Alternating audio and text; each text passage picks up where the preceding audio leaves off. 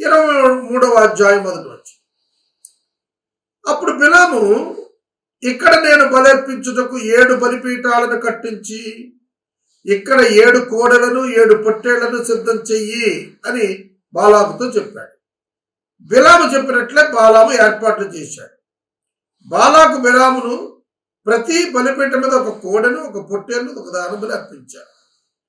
మరియు బిలాము బాలాకుతో, బలిపీఠం మీద నీ దహన బలి యొద్ద నిలుచుండు, నేను వెళుతున్నాను, ఒకవేళ యెహోవా నన్ను ఎదుర్కొంటాడేమో, నువ్వు ఆ బలిపీఠం దగ్గర నిలబడి అని చెబుతున్నాడు. యెహోవా బిలామునకు ప్రత్యక్షం అయ్యాడు.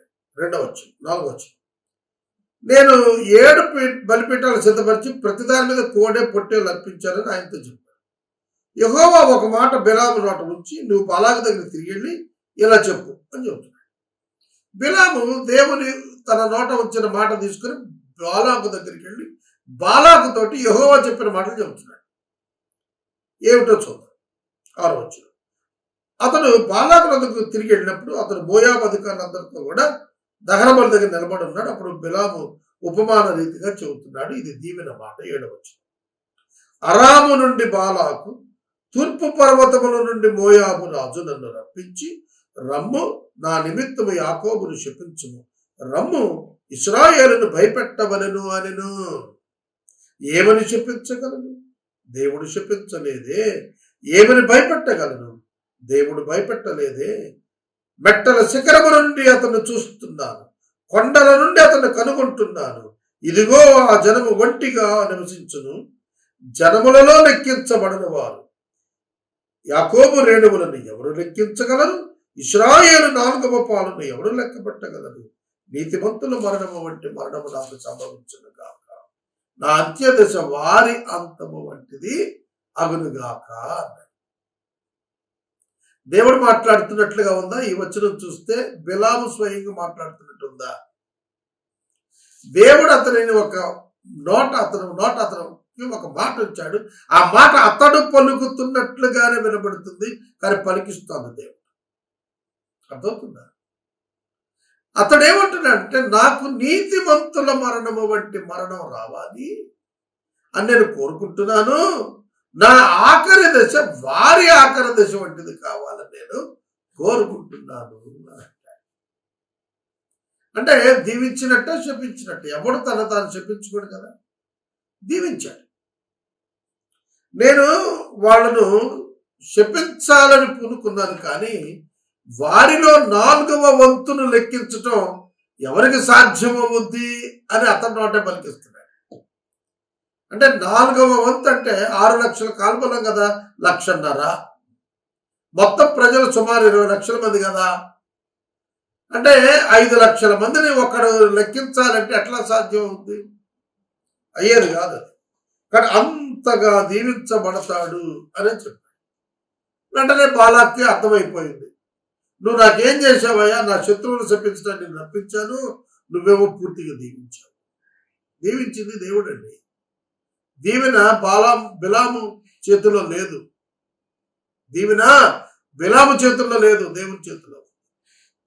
దీవెన దేవుని చేతుల్లో ఉంది, గుర్తుపెట్టుకోండి. మనుషుల చేతుల్లో ఉండదు. కనుక మనుషుల దీవెన వ్యర్థం, దేవుని దీవెన స్థిరం.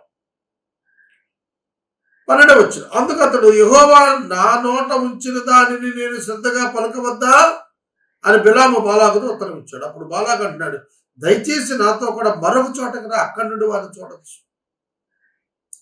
ఇక్కడ మనకు అర్థం కావాల్సింది ఏంటంటే, the mind of the gentile ఎలా ఉంది అంటే, by changing the places you can change God,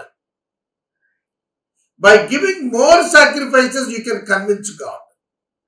that is the attitude of the gentile king. అన్యరాజైనటువంటి బాలాకు స్థలాలు మార్చి దేవుని అడిగితే, బహుమానాలు పెంచి దేవుణ్ణి అడిగితే, పుట్టేళ్ళు ఎక్కువిచ్చి దేవుణ్ణి అడిగితే దేవుడు కన్విన్స్ అయిపోతాడు, నాకు అనుకూలంగా చేసేస్తాడు. It is the wrong philosophy, సరైనటువంటి తత్వం కాదు. దేవుణ్ణి నేను మార్చచ్చు నా క్రియల ద్వారా అనే భావనే తప్పు. ఆ తప్పులోనే బాలాకు కొనసాగుతున్నాడు, బిలాము కూడా కొనసాగుతున్నాడు. బిలాముతో చెబుతున్నాడు, నువ్వు దయచేసి నాతో పిస్గాకర్ అవతల పొలానికి రా, మళ్ళీ అక్కడ 7 బలిపీఠాలు, మళ్ళీ దహన బండ్లు, మళ్ళీ అన్ని మామూలే, నేను అక్కడ యెహోవాను ఎదుర్కొంటానని బాలాకుతో చెబుతున్నాడు బిలాము. అంటే ఎక్కువ దహన బలులు ఇచ్చేస్తే దేవుడు కన్విన్స్ అయిపోతాడు అని. చాలా మందికి దేవుడు పేరు ఎక్కువ సార్లు తలుచుకుంటే, పిలుచుకుంటే దేవుడు కన్విన్స్ అయిపోతాడనే భావన ఉంటుంది. బైబిల్ ఏమో దానికి విన్నాం, ప్రభువా ప్రభువా నన్ను పిలిచి ప్రతివాడు పరలోక రాజ్యంలో ప్రవేశింపడు కానీ తండ్రి చిత్తం ప్రకారం చేసేవాడే పరలోకంలో ప్రవేశిస్తాడని ప్రభు చెప్పాడు. దేవుడు తన పేరును స్మరిస్తుంటే లొంగిపోయేవాడు కాదు, ఆ పేరును ఉచ్చరిస్తూ ఉంటే దాన్ని బట్టి నీకు వశమైపోయేవాడు కాదు. అప్పుడు దేవుడి కంటే నువ్వే పవర్ఫుల్ అవుతావు కదా. కాబట్టి దేవుడిని అర్థం చేసుకునే వారు ఇట్లాంటి పనులు చేస్తుంటారు. 16వ వచనంలో యెహోవా బిలామును ఎదుర్కొన్నాడు, అతని నోట ఇంకొక మాట ఉంచాడు, మళ్ళీ పంపించాడు. బాలాకు దగ్గరికి వెళ్ళయ్యా, అతనితో ఇలా మాట్లాడని చెప్పాడు. బాలాకు వద్దకు వెళ్ళినప్పుడు అతను దహన బలి నిల్చున్నాడు, అతనితో పాటు మోయాబు అధికారులు కూడా ఉన్నాడు. బాలాకు యెహోవా ఏమి చెప్పాడు అని అడుగుతున్నాడు. ఇది సోద చూడటం లాంటిది అన్నమాట. సోద చూడటం అంటే దురాత్మల వశం చేత భవిష్యత్తు తెలుసుకునేది వ్యవహారం లాంటిదే ఇది. అందుకనే సౌలు రాజుగా ఉన్నప్పుడు దావీదు కంటే ముందటి కాలంలో కర్ణ పిశాచి కలిగిన వారందరినీ చంపేమని దేవుడు సౌలుకు ఆజ్ఞించాడు. అంటే దేవుని పేరట మనుషులను మోసం చేసేటువంటి దురాత్మల ప్రభావాలను తీసేయమన్నాడు ఇజ్రాయేల్ నుండి. అర్థమవుతుందా? ఇజ్రాయేల్ దేశంలో కర్ణ పిశాచి సోద చెప్పేవాడు ఉంటాకి వీలు లేదా, దురాత్మలు నావింపజేసే దుర్బుద్ధున్నవాడు ఉండటానికి వీలేదు, వాడు సంహరించమా. 18వ వచనం, బిలాము ఉపమాన రీతిగా బాలాకుతో దేవుడు చెప్పిన మాటలు చెబుతున్నాడు. బాలాకు లేచి విను, సిప్పోరు కుమారుడా చెవియొగ్గి నా మాట ఆలకించు. దేవుడు అబద్ధవాడుటకు ఆయన మానవుడు కాడు, పశ్చాత్తాపడుటకు ఆయన నరపుత్రుడు కాడు. ఆయన చెప్పి చెయ్యకుండానా, ఆయన మాట ఇచ్చి స్థాపించకుండానా. ఈ ఒక్క మాట అర్థమైతే క్రైస్తవునిగా నీ జీవితం ఒక బలమైనటువంటి దుర్గంగా మారిపోతుంది. God's all promises are yes towards Christian. క్రైస్తవుల పక్షంగా దేవుని యొక్క వాగ్దానాలన్నీ కూడా యేసుక్రీస్తులో అవును అన్నట్టుగా ఉన్నాయి. అర్థం చేసుకోవాలి. ఆయన అబద్ధం ఆడటానికి నరుడు కాదు, పశ్చాత్తాపడటానికి నరపుత్రుడు కాదు, ఆయన చెప్పి మానేవాడు కాడు, చెప్పి స్థాపించకుండా ఉండేవాడు కానే కాదు. ఇదిగో దీవించమని నాకు సెలవాయును, ఆయన దీవించను, నేను దానిని మార్చలేను. దేవుడు దీవించిన తరువాత దానిని ఎవడు మార్చలేడు. ఆయన తెరిచిన ద్వారం ఎవడు మూయలేడు, ఆయన మూసిన ద్వారం ఎవడు తెరవలేడు.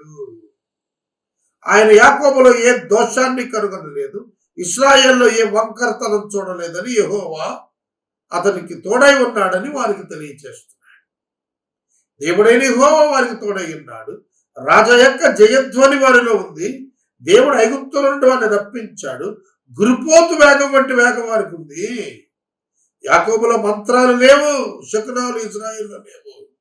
ఆయా కాలముల యందు దేవుని కార్యములు యాకోబు వంశస్థులకు ఇశ్రాయేలీయులకు తెలియచెప్పబడును. శోధ లేదు, యాకోబులో శోధ లేదు, యాకోబులో శకునం లేదు, యాకోబులో మంత్రం లేదు. God's word and its power ఉందంతే. దేవుని శక్తి వేరు, మంత్రము వేరు. దేవుని శక్తి వేరు, శకునం వేరు. దేవుని శక్తి వేరు, అపవాది యొక్క శక్తి వేరు. ఐగుప్తు దేశంలో కూడా శోధగాండ్రు చాలా మంది ఉన్నారు. పిశాచి చేత పనిచేసేటువంటి వారు ఉన్నారు. మోషేకి ధీటుగా వాళ్ళు కర్రలు పారేసి పాములు చేయగలిగారు వాళ్ళు. కానీ మోషే కర్రలను మింగేసింది. ఆ తర్వాత మళ్ళా మోషే చేతిలో అది కర్రగా ఉన్నప్పుడు మిగిలిన కర్రలు కనపడలేదు. తెలుసునా?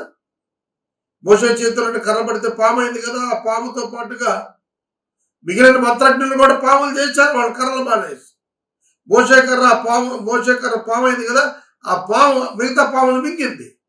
ఆ తర్వాత మళ్ళీ దాన్ని కర్రగా చేస్తే ఆ చాలా జాగ్రత్తగా. మోషే యొక్క చేతికర్రగా ఉంది, కానీ మంత్రజ్ఞుల యొక్క కర్రలన్నీ డిసప్పీర్ అయిపోయాయి. అక్కడే వాడు ఒప్పుకున్నారు దేవుని శక్తిని. అంటే క్రియేటివ్ పవర్, డిస్ట్రక్షన్ పవర్ రెండు కూడా దేవునికి తప్ప ఇంకెవరికి లేవు. అదే చెబుతున్నాడు. ఇశ్రాయేలు గురించి అంటాడు, గొర్రెపోతు వంటి వేగం వాళ్ళకుంది. యాకోబు వంశస్థులకు ఇశ్రాయేలీయులకు ఆయా కాలములు యందు దేవుడు తన కార్యాలను బయలుపరిచేటువంటి. అవును, ఇప్పటికీ విశ్వవ్యాప్తంగా దేవుడు తన ప్రజలను వాడుకుని తన కార్యాలు జరిగిస్తున్నాడు. ఇదిగో ఆ జనము ఆడసింహము వలె లేచును, అది సింహం వలె నిక్కి నిలుచును, అది వేట తిని చంపబడిన వాటి రక్తం తాగి వరకు పండుకోదు. ఇశ్రాయేలీయుల్ని సింహంతో పోల్చాడు. ఆడసింహం, మగసింహం కనుక అది రక్తం తాగుద్దా, దాని జోలికి వెళ్ళొద్దని చెప్పాడు. అంతటి బాలాకు, నీవు ఏమాత్రం వారిని చెప్పించవద్దు, దీవింపునవద్దని బిలాముతాడు. బిలాము, యెహోవా చెప్పిందంతా నేను చెయ్యాలని నేను నీతో చెప్పలేదా అని ఉత్తరం ఇచ్చాడు.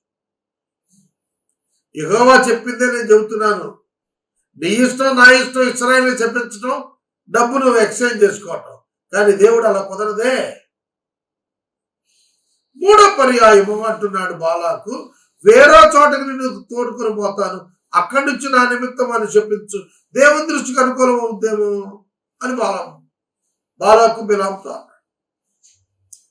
ఎడారి ఎదురుగా ఉన్న పేయోరు శిఖరమునకు బాలామును బిలాము తోడుకొని పోయిన తర్వాత, బిలాము ఇక్కడ నాకు 7 బలిపీఠాలు కట్టించి ఇక్కడ 7 కోడలు 7 పొట్టేలు సిద్ధపరచమని చెప్పినప్పుడు బాలాకు ఆ విధంగా చేశాడు. బిలాము చెప్పినట్లు బాలాకు చేసి ప్రతి బలిపీఠం మీద ఒక కోడను పొట్టేలను అర్పించాడు. దిస్ ఇస్ థర్డ్ టైం, మూడో పర్యాయం ఈ విధంగా బలులు ఇచ్చారు. ఇక్కడితో 23వ అధ్యాయం పూర్తయింది. ఈ బలులను స్వీకరించిన యెహోవా బిలాము ప్రవక్త నోట ఒక దీవెన మాట పెట్టి బాలాకు దగ్గరికి పంపిస్తున్నాడు. అది 24వ అధ్యాయం ఉంది. ఇది అద్భుతమైనటువంటి అధ్యాయం బైబిల్. శపించడానికి బయలుదేరిన ప్రవక్త చేత దేవుడు దీవెనగా దానిని మార్చి చేస్తున్నాడు. శాపవచనాన్ని దేవుడు దీవెనగా మార్చేటువంటి. నిన్ను శపించేవాడిని ఆయన శపిస్తాడు, నిన్ను దీవించేవాడిని నువ్వు దీవించాలి. అది దేవుడు వాక్యం తెలియజేస్తాడు. అబ్రహాముకు ఉన్నటువంటి దీవెన ఇశ్రాయేలుకు వర్తించినట్లుగా మనం చూస్తాం. 23వ అధ్యాయం మనం ముగించుకుందాం.